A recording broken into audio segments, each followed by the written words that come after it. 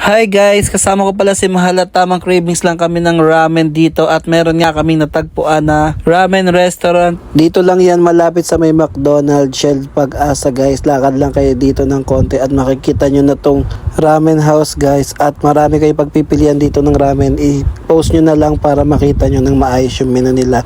At in-order ko nga pala dito yung tonkatsu ramen at si Mahal naman ay yung tantan ramen. At umorder din kami dito ng takoyaki. Yung takoyaki nila guys masarap. Taste test na guys. Hindi ako marunong mag-chopstick. Makakain ko din yan. Kaya mo taga marunong. Sarap.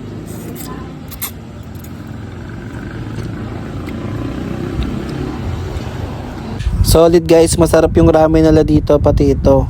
Itong takoyaki guys, masarap talaga. Hindi naman halatang nagustuhan namin at yan, sinisimot pa ni Mahal yung takoyaki kasi masarap yung pinaka-sauce din niya. Bukod dun sa mismong takoyaki guys. Kaya kung ako sa inyo, pumunta na kayo dito at kumain dahil masusulit nyo talaga yung baynayan nyo dito. Yun lang. Bye bye!